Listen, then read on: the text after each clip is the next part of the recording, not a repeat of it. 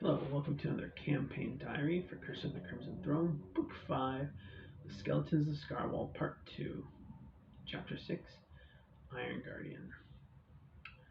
Idris and Lavinia are searching around the brick oven in the kitchen. They discover a small hidden compartment off to one side of the oven, and it contains an iron box with what appears to be some silver teeth, a gold ring, a polished green gemstone, and a magical ring. Later Gregor would identify this ring as a ring of spellstoring.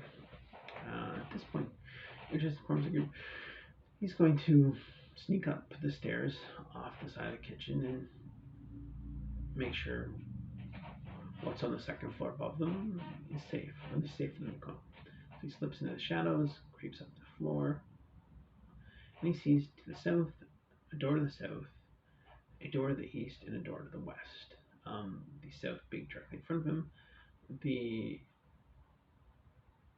west being to his right, and the east being to his left. He checks out the southern door. He gets, the group goes in, he gets in, he sees there's not much there, but there appears to be a ring in the middle of the floor. He gets close to it. Some kind of mystical force takes hold on him.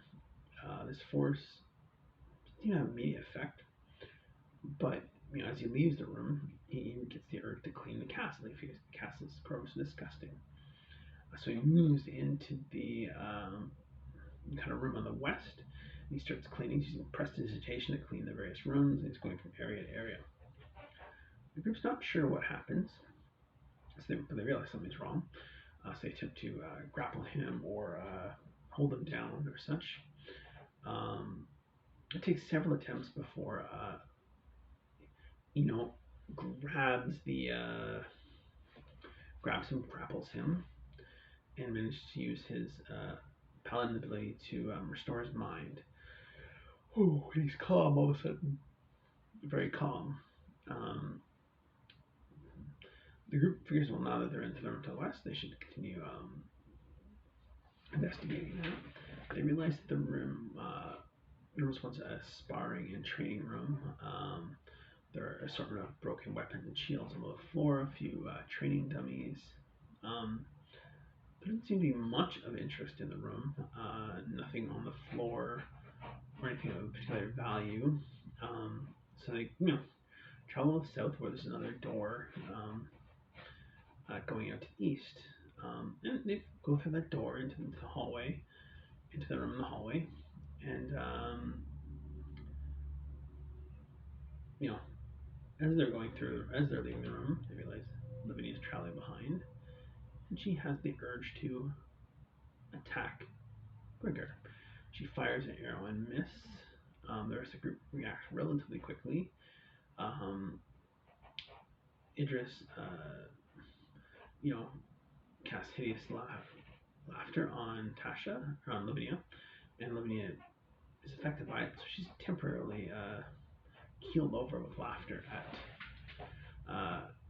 Idris's horrendous joke.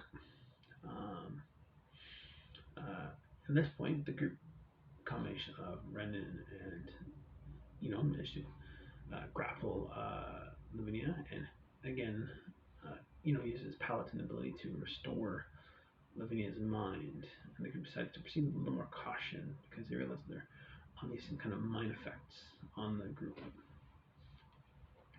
So the group chooses to go to through the hallway, listening at a few more doors, and they finally go to the north, where it discovers that the door is not trapped, but it's in fact locked. It doesn't think it's different. It's a sturdy lock, but it doesn't take much for a thief of Idris's skill to pick the lock. They open into the room, slowly going in with Gregor and Lavinia kind of staying at the edges, perhaps just hovering inside the room. And they see a giant statue 10 foot circumference of the round base of Kazavan in his mortal form. As they kind of peel and explore the room, Gregor notices something magical coming from a pile of debris. And as the group heads to investigate that, the mouth of this statue opens and poisonous gas spills out, causing a significant amount of damage as the poisonous gas wrecks their lungs and the skin of each other. In fact, realizing this is not a statue, maybe some kind of construct, the group moves to attack. One of the first people to get a hit in is, Idris, who moves fast and stabs, doing a significant amount of damage. Lavinia fires but has trouble hitting with her arrows. Rin supports the group with some healing because they've all been worn down a little bit by this point, as well as hitting it with its mace. Gets a solid grip, but doesn't realize that not as much as he thought he would. He's not sure, is it the flame tongue of his sword, or is it the radiant damage that he did with his smiting ability? Gregor decides, well, this thing is metal, so maybe it's affected by heat or fire damage. So he casts heat metal, would normally do a significant amount of damage, but instead causes the statue to knit up. They are realizing the statue is immune to fire.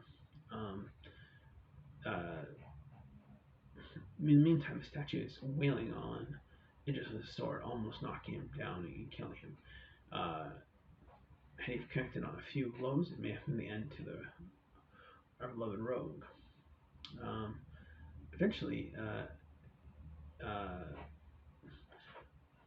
Gregor fires a eldritch blast, blowing the creature into smithereens. The creature decides that they're very well tapped out, so they decide to lock the door, both doors, the one to the south that they came into, and the one to the east that they haven't explored yet.